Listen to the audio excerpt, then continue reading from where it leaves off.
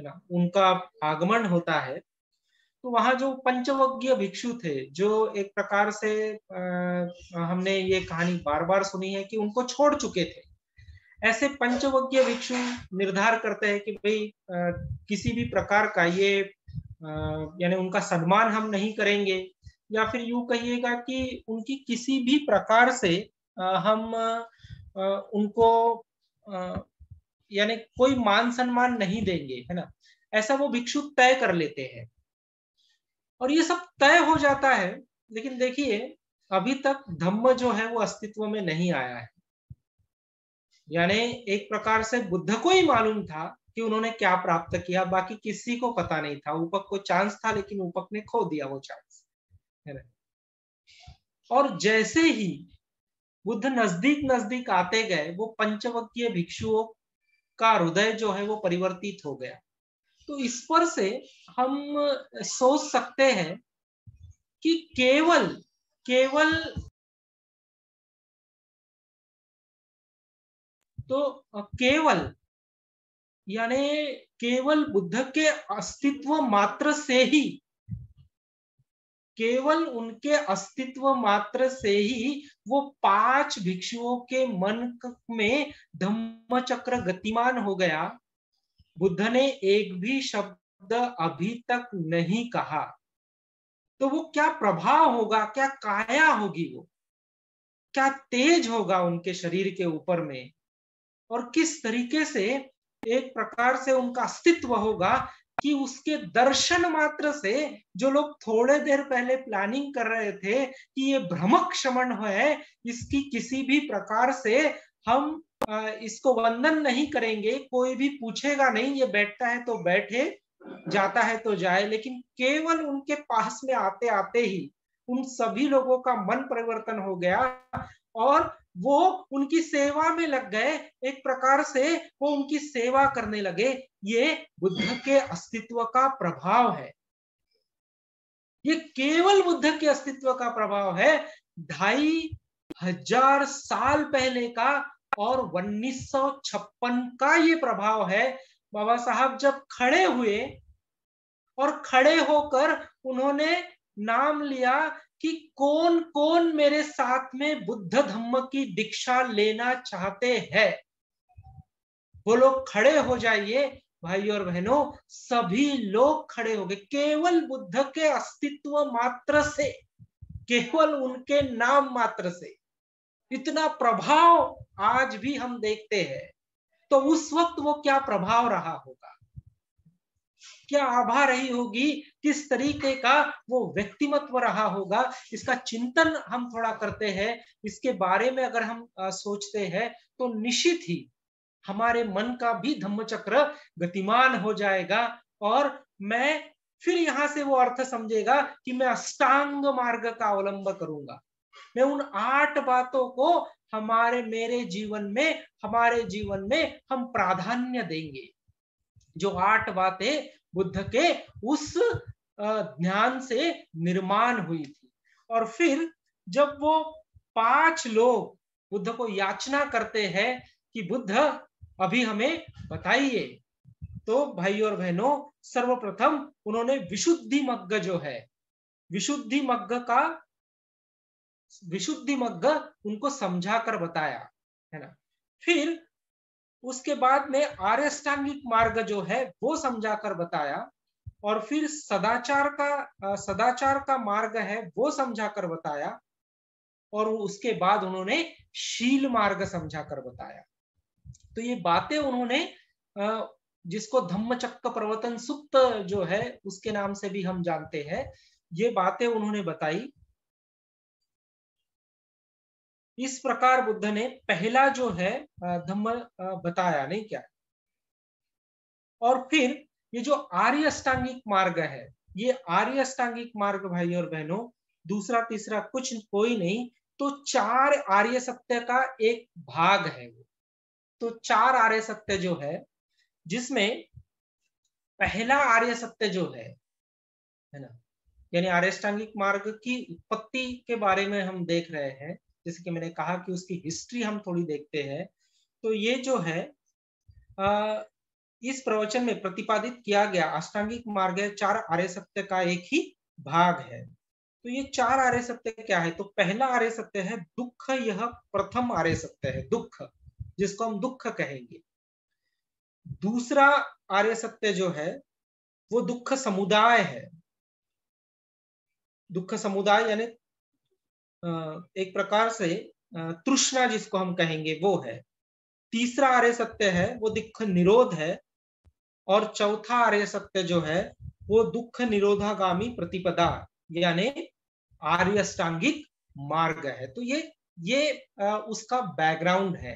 तो अगर हम पहला आर्य सत्य अगर हम देखते हैं जिसमें दुख है, तो बहुत बार भाई और बहनों यानी कभी कभी ये दुख क्या है ये भी हमें समझ में नहीं आता। यानी दुख है, लेकिन ये दुख क्या है, किसको हम दुख कहेंगे, है ना? तो अगर उसका उसके उसके प्रकारों के बारे में अगर हम थोड़ा सा देखते हैं तो एक प्रकार से जन्म ही दुख है ना? इस भवचक्र का जब आप अभ्यास करेंगे, है ना, तो तृष्णा से हमारा जन्म हुआ है। हम भवचक्र में देखते हैं तो तृष्णा से अगर हमारा जन्म हुआ है, आसक्ति से अगर हमारा जन्म हुआ है, तो हम जन्मता ही दुख लेकर पैदा हुए। क्योंकि एक प्रकार से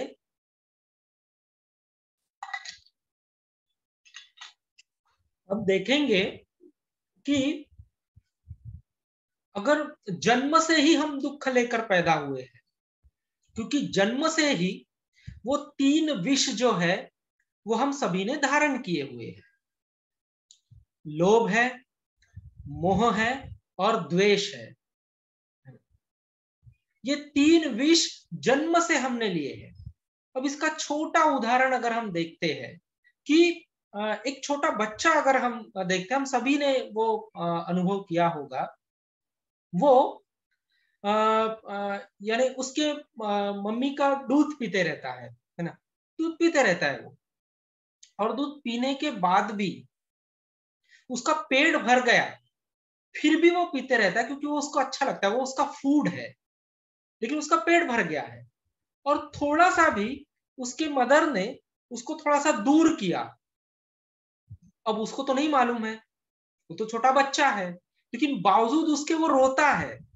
वो हाथ वो पकड़ने की कोशिश करता है ना, वो हाथ ऐसे करता है, वो कुछ ना कुछ उसकी क्रियाएं करता है। अब उसको ये बड़ी बड़ी थेरी, बड़ी बड़ी बातें नहीं मालूम है, उसको कुछ भी नहीं मालूम है, पूरा प्लेन उसका चित्त है। लेकिन बावजूद उसके उसकी जो एक्शन है, उसकी एक्शन में ये बातें देखने को मिलती है। उसका रोना, पेट भर गया है फिर भी वो पीते रहना, उसका उस तरीके से एक प्रकार से ये करना, या फिर वो थोड़ा और बड़ा हो गया तो उसकी अगर कोई चीज हमने छीन ली, उसके उससे कोई चीज ले ली, तो वो रोता है ना, वो आक्रामक हो जाता है थोड़ा सा। तो ये छोटे छोटे उदाहरण से हम देख सकते हैं कि तृष्णा से हमारा जन्म हुआ। तृष्णा, ये 3 विष हमारे में है और इस 3 विष की वजह से ये सारी चीजें हम करते आ रहे हैं। और फिर जैसे जैसे जैसे जैसे मनुष्य बड़ा होते रहता है, जैसे जैसे जैसे जैसे एक प्रकार से उसकी उम्र बढ़ते रहती है, वैसे वैसे वैसे उसकी तृष्णा भी बढ़ते रहती है।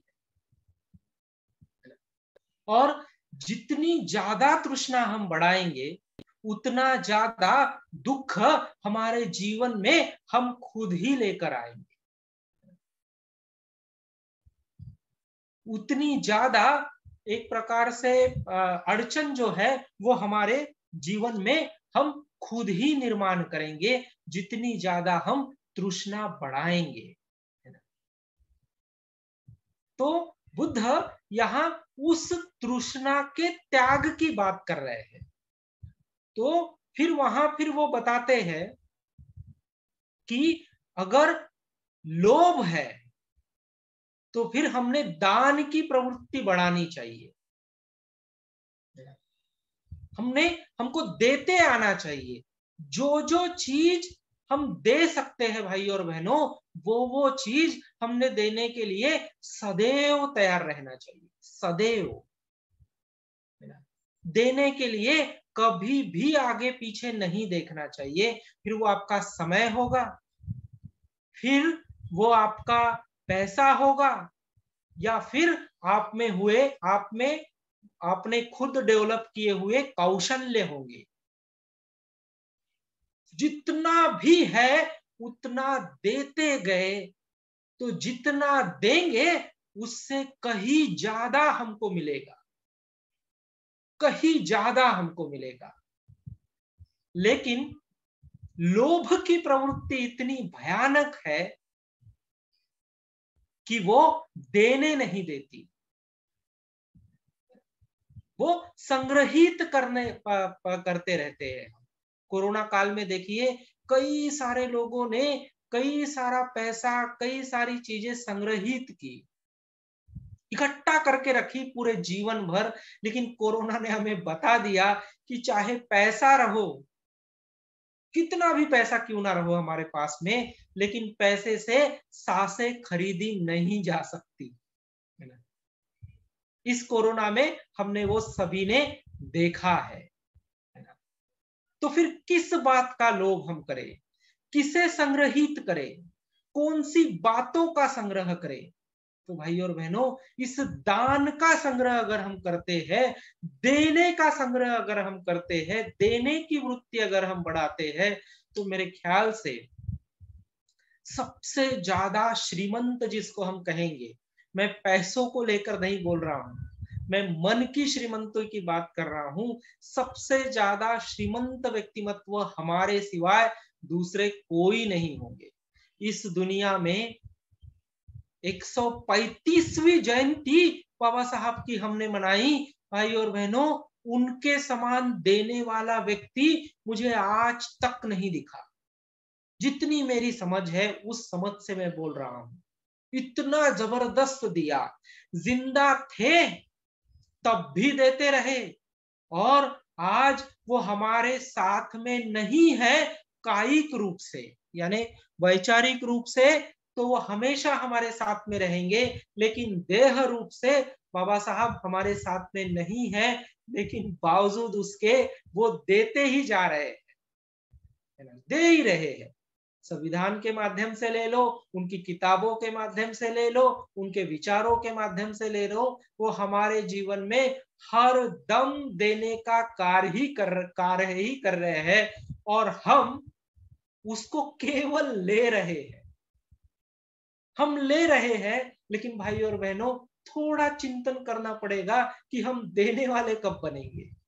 जो लिया है उसको हमको देना भी पड़ेगा। अगर आपके पास में नॉलेज है और उसको हम पास ऑन नहीं कर पाए, तो वो नॉलेज वही खत्म हो जाएगा, वही खत्म हो जाएगा। इसलिए हमें जो हमें मिला है वो हमें देना सीखना पड़ेगा। अगर हम देना स्टार्ट करते हैं तो उससे कहीं ज्यादा हमें मिलना शुरू हो जाएगा। तो लोभ कम करना है तो हमें दान देना पड़ेगा, और दान की परिभाषा ये केवल पैसे में आपी नहीं जा सकती। पैसा तो देना ही है। बाबा साहब ने कहा है कि हमें हमारे उत्पन्न का 20%, उन्होंने कहा 20 की 5% उन्होंने कहा हमें देना ही है समाज के काम के लिए, वो तो देना ही है। लेकिन उसके साथ साथ हमारा समय और एक प्रकार से हमारी खुद की तैयारी, वो भी हमें दान देना पड़ेगा। खुद को ही हमें पहले दान देना पड़ेगा। तो खुद को हमें क्या दान देना पड़ेगा? तो ये दान देना पड़ेगा कि भाई मैं इस समय जिस मनोअवस्था में हूं, उस मनोअवस्था से मैं ऊंची मनोअवस्था में जाना चाहता हूं, और ऊंची मनोअवस्था में जाने के लिए मुझे त्रिरत्न बौद्ध महासंघ ने एक बहुत अच्छी संधि निर्माण करके दी, शिविरों के माध्यम से बहुत अच्छी संधि निर्माण करके दी। देहरादून में जो सेंटर है, उस सेंटर के ऊपर में क्लास होते हैं, बहुत अलग अलग ब्रह्मचारी जो है वो क्लास लेते हैं, उस क्लास में सहभागी होकर, है ना। तो एक प्रकार से मेरा जो स्वभाव है, मेरी जो बातें हैं, उसको बदलने के लिए, उसको एक प्रकार से उसको परिवर्तित करने के लिए मैं पहले खुद को दूंगा। जब ये देना हमारा स्टार्ट होगा, खुद को हम देना जब स्टार्ट करेंगे, तो मेरे ख्याल से फिर हम दूसरों को देने के लिए तैयार हो जाएंगे भाई और बहनों। तो उस अर्थ से यह देने की प्रवृत्ति हमें निर्माण करनी चाहिए, है ना। और फिर हम देखते हैं कि दूसरा जो यानी बात है, दूसरी जो बात है, जैसे हमने कहा हमें लोभ है तो दान चाहिए, और हमें मोह है ना। एक प्रकार से कोई भी चीज है उसको पकड़ के रखने की इच्छा, है ना, उसको चिपक कर रहने की इच्छा, उसको छोड़ना नहीं चाहते हम, है ना। बहुत बार देखिए, अगर आपने किसी मरते हुए व्यक्ति को देखे, आप में से कई लोगों ने देखे होंगे, अगर वो मरता हुआ व्यक्ति अगर हम बहुत गौर से देखते हैं ना, तो वो छोड़ना नहीं चाहता उसका जीवन। वो इतना आसक्त रहता है इस शरीर में, इतनी भयानक आसक्ति रहती है कि वो स्वीकारता ही नहीं कि वो मृत्यु उसकी हो सकती है। और देखिए कितना तड़पते रहता है, वो कितनी तड़प रहती है जान निकलते वक्त, क्योंकि पूरा जीवन भर इस शरीर की आसक्ति में उसने बिताई, पूरा जीवन भर छोड़ने का, ध्यान देने का बात उसमें नहीं था। इसलिए इस शरीर की आसक्ति में कई सारे लोग मैंने देखे हैं भाई और बहनों, कुछ लोग मैंने जाते हुए भी देखे हैं, बहुत तड़प रहती है। लेकिन कुछ ऐसे भी लोग देखे हैं कि जो लोगों ने ये देने की प्रवृत्ति निर्माण की, आसक्ति के ऊपर में काम किया, तो देखिए उनकी मृत्यु भले ही हो जाए, लेकिन वो शरीर एकदम शांत रहता है, एकदम अनासक्त शरीर रहता है। बोधि सागर जी का अंत दर्शन करने की संधि मुझे नहीं मिली, लेकिन जब उनका चेहरा थोड़ा सा खोला गया, थोड़ा सा ही खोला गया, और मैं बहुत गौर से उस चेहरे के तरफ देख रहा था भाई और बहनों, तब मुझे एक बात नजर आई कि कितना शांत चेहरा है ये, किसी प्रकार का कोई डर नहीं है इस चेहरे में, किसी प्रकार का कोई भय नहीं है इस चेहरे में। ये कितनी शांत बॉडी है, मानो बोधि सागर जी सोए हुए है ना। सब कुछ हो गया, अब मैं मेरे सफर के ऊपर में जा रहा हूं। मुझे जो देना था, जितना कार्य मुझे करना था, उतना कार्य मैंने किया, अनासक्त होकर मैंने कार्य किया, और अब मेरा सफर शुरू हो रहा है। ये भाव मैं उस चेहरे में देख रहा था। वो क्यों आए? क्योंकि भाई और बहनों, चिपक कर रहने की प्रवृत्ति नहीं रही, छोड़ने की बात रही, हमेशा ही वो छोड़ते रहे। इसीलिए अंत समय में वो भाव भी उनके आए।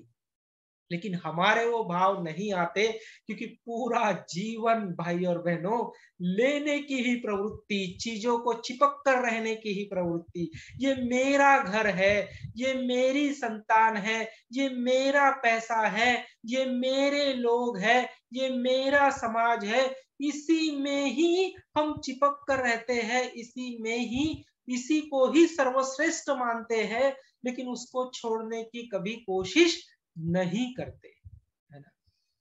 उस वजह से एक प्रकार से हमारा ये जो अज्ञान जो है ना, यह अज्ञान बढ़ते ही रहता है। तो ये मोह अगर कम करना है, तो हमें प्रज्ञा का विकास करना पड़ेगा, है ना।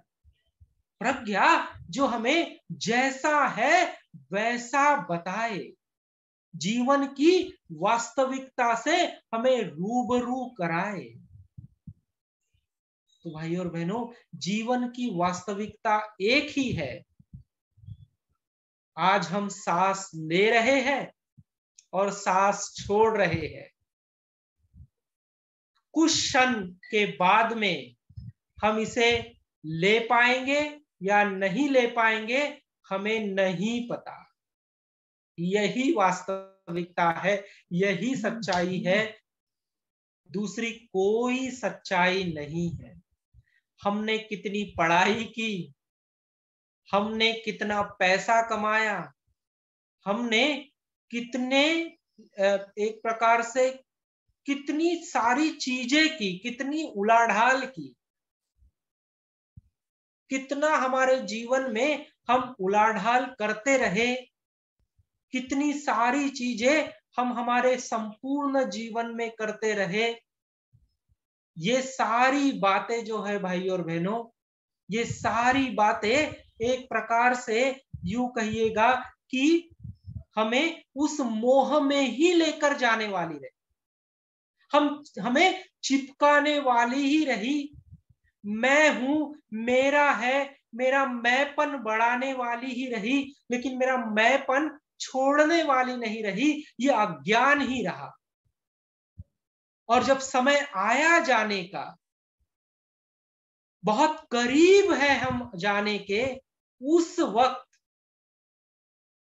वक्त भाई और बहनों, हम चाहकर भी कुछ नहीं कर सकते, क्योंकि हमारे पास में वो समय ही नहीं रहता है। तो अब हमारे पास में समय है, अभी समय है, अभी हम प्रज्ञा का विकास कर सकते हैं, अभी हम उस मोह से बाहर निकल सकते हैं और वो जो सच्चाई है, उस सच्चाई को हम जान सकते हैं। दूसरा समय हमें नहीं मिलेगा।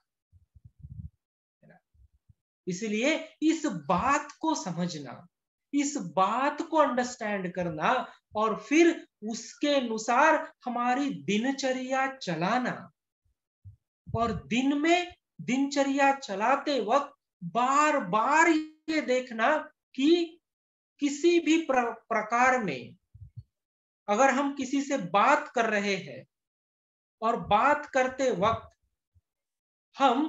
हमें कुछ बातें समझ में आती है, कुछ बातें हम समझ जाते हैं, तो वो बातें हम अगर दूसरों को बताते हैं तो ये थोड़ा सा ध्यान में रखना कि क्या मैं एक प्रकार से उसके ऊपर मेरी बातें तो नहीं थोप रहा हूं, क्या मैं मेरी जो बातें हैं वो थोप कर उसे अपने समान तो नहीं कर, उसे अपने हाँ में हाँ मिलाने के लिए तो प्रवृत्त नहीं कर रहा हूं, है ना?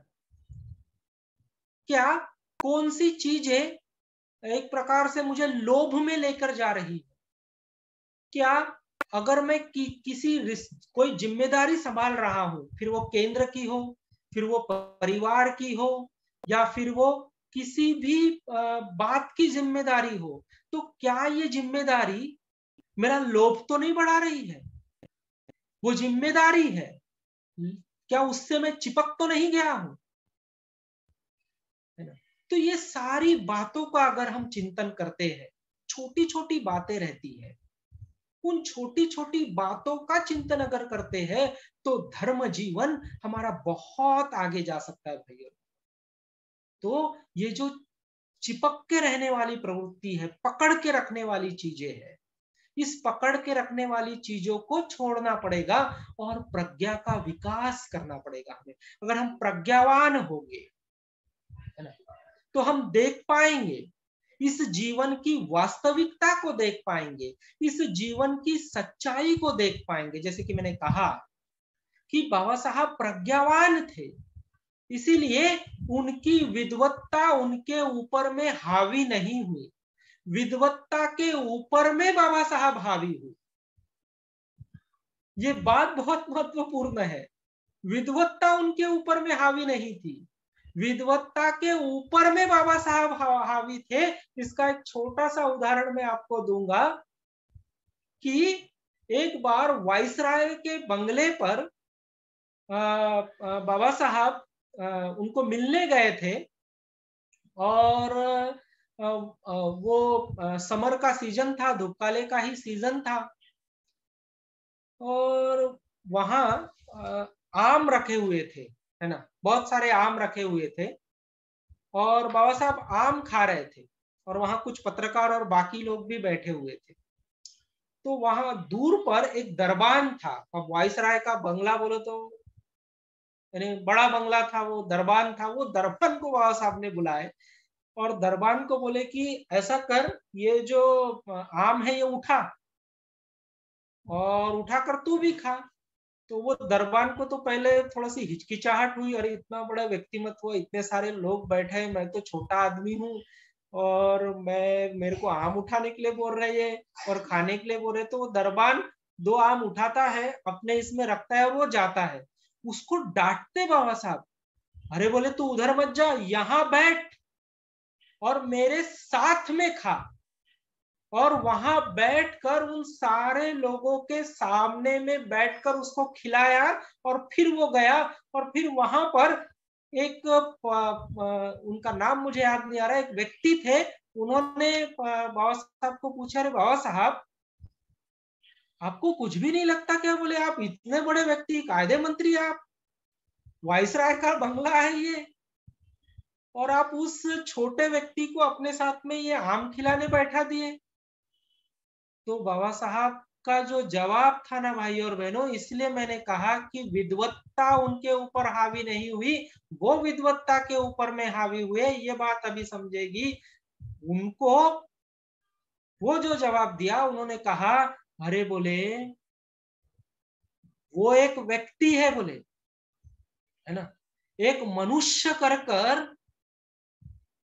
एक मनुष्य कर कर उसका जो स्थान है, बोले वो एक मनुष्य कर कर उसका स्थान बहुत महत्वपूर्ण है, बोले, है ना। उनका ये कहना था कि जैसे हम व्यक्ति है वैसे वो भी व्यक्ति है, मनुष्यत्व ये बहुत श्रेष्ठ है, मनुष्यत्व ये बहुत श्रेष्ठ है। वो कौन सा काम करता है इसके ऊपर में उसकी श्रेष्ठत्वता बताई नहीं जा सकती। तो मानवता ये बहुत श्रेष्ठ है। ये बात उस वक्त उस व्यक्ति को बाबा साहब बताते हैं। यहां ये बात फिर स्पष्ट होगी भाई और बहनों कि इतनी जबरदस्त प्रज्ञा उनके ऊपर में थी। वो क्यों थी? क्योंकि देने की प्रवृत्ति थी। किसी भी चीज को वो पकड़कर उन्होंने नहीं रखा था। जो है भाई और बहनों, वो व्यक्ति देते ही रहे, देते ही रहे। अब यहाँ हमें हमारा चिंतन करना है इस आर्य अष्टांगिक मार्ग की पार्श्वभूमि हम देख रहे हैं। अभी हमने उसको शुरुआत नहीं की है, आज केवल पार्श्वभूमि देखेंगे। लगभग मैं 6 से 7 लेक्चर इसके ऊपर में इसलिए मैं देने वाला हूं। तो अब हमें हमारा चिंतन करना है कि हम कहाँ खड़े हैं। हम लोभ में खड़े हैं कि हम मोह में खड़े हैं? क्या स्थिति है हमारी आज की, अभी की करंट स्थिति हमारी क्या है? कौन सी बातें दैनंदिन जीवन में उफान के आती है? कौन सी बातें हमें दान देने में और प्रज्ञा विकसित करने में बाधा ठहराती है? इसका चिंतन हमें करना होगा। और फिर भाई और बहनों, अंतिम जो आर्य सत्य है, सॉरी, अंतिम जो दुख है वो है, 4 आर्य सत्यमों का अंतिम आर्य सत्य है कि सॉरी, ये जो लोभ मोह द्वेष का अंतिम जो ये 3 बातों का जो अंतिम जो कड़ी है वो है द्वेष, है ना। तो हम पहला ही आर्य सत्य देख रहे हैं, दुख।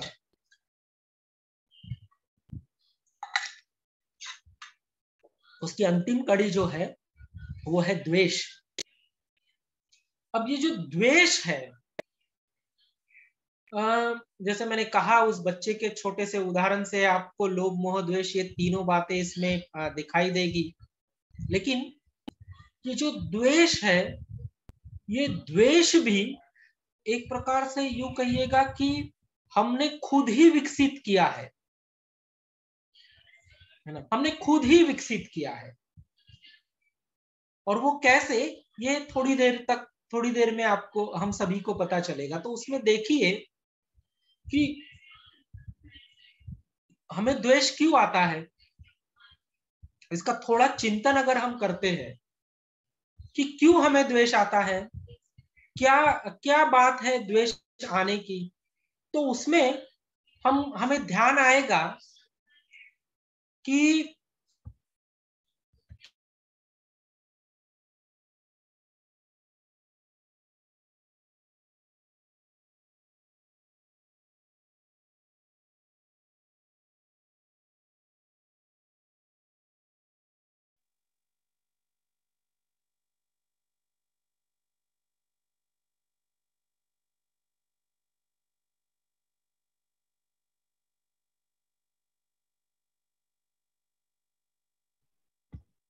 तो ये जो द्वेष है, सॉरी हाँ भाई, थोड़ी सी टेक्निकल दिक्कत हो गई थी।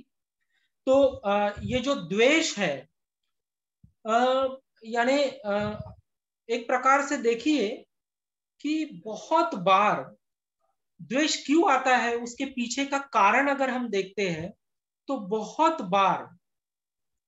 बहुत बार हमारे मन के समान नहीं हुआ, मुझे चाहिए वैसा अगर नहीं हुआ तो द्वेष आता है। यानी मैंने जो विचार किया है, मैंने जो सोचा है, उसी तरीके से चीजें होनी चाहिए, और उस तरीके से चीजें अगर नहीं हुई, मेरे विचारों के हिसाब से, मैंने जो सोचा है उसके हिसाब से अगर चीजें नहीं हुई तो द्वेष आता है। और ये द्वेष जो है, ये द्वेष एक प्रकार से यूं कहिएगा कि किसी किसी के शब्दों से व्यक्त होता है, तो किसी किसी के पूरे शरीर से व्यक्त होता है। तो कोई कोई व्यक्ति बोलता कुछ नहीं है, लेकिन उसके मन में वो द्वेष रहता है, ठंडा द्वेष जिसको कहते हैं। कभी कभी ऐसा बोलते हैं कि एक प्रकार से द्वेष आया और उसने बोल दिया, है ना, तो वो तो भी ठीक होता है, लेकिन ये जो ठंडा द्वेष है ये बहुत घातक रहता है। तो ये जो द्वेष है, ये द्वेष इस प्रकार का रहता है भाई और बहनों, और हम सभी एक प्रकार से इससे ग्रस्त है, क्योंकि हम सभी चाहते हैं कि हमारे मन के हिसाब से चीजें हो, लेकिन हमारे मन के हिसाब से चीजें नहीं होने वाली है ना। चीजें एक प्रकार से हमें एडजस्ट करते हुए ही चलना चाहिए, चलना पड़ेगा, है ना। एक दूसरे को संभाल कर ही हमें आगे बढ़ना पड़ेगा, मुझे ऐसा लगता है, इसीलिए वैसी ही चीजें होगी ऐसा नहीं है। तो दूसरे का विचारों का भी सम्मान करना पड़ेगा, और उसके विचारों को भी समा कर लेना पड़ेगा, तभी मैत्री प्रस्थापित होगी, तभी एक प्रकार से हम दूसरों को खुद में समा लेंगे। बाबा साहब इतने बड़े व्यक्ति बने, कभी कभी मैं सोचता हूं तो मुझे ऐसा लगता है कि कौन सी बात उन्होंने त्यागी होगी। तो भाइयों और बहनों, मुझे ऐसा लगता है कि वो ये द्वेष वो त्याग पाए। विचार कीजिए, इतनी घृणा सारे लोग उनसे करते थे, उनको ये तक गांधी जी को बोलना पड़ा कि Gandhi ji, I have no Motherland, मुझे मातृभूमि नहीं है ना। सारे लोग एक तरफ है और बाबा साहब एक तरफ है, लेकिन बावजूद उसके उनके दिल में सभी लोगों के प्रति मैत्री ही थी, सभी लोगों के प्रति करुणा ही थी। तो हमें इस मैत्री को, इस करुणा को बढ़ाना ही पड़ेगा अगर हम इस द्वेष को त्यागना चाहते हैं। हमारा हृदय विशाल करना होगा, सभी वक्त हमें फूल और हार लोग नहीं देंगे तो कुछ वक्त हमारे इसमें निंदा भी आएगी, कुछ वक्त लोग हमारी निंदा भी करेंगे, लोग हमें भरा बुरा भी बोलेंगे, लेकिन उस वक्त संयम रहकर खुद की मानसिक अवस्था को संभाल कर हमें मैत्री से ही अगर हम प्रतिसाद देते हैं भाइयों और बहनों, तो हम द्वेष को कम कर सकते हैं और मैत्री स्थापित कर सकते हैं। इसीलिए बुद्ध ने कहा था, नहीं वैरे न वैरानी सम्मति उपराजिते अवैरनत सम्मति एस धम्मो सनातनो।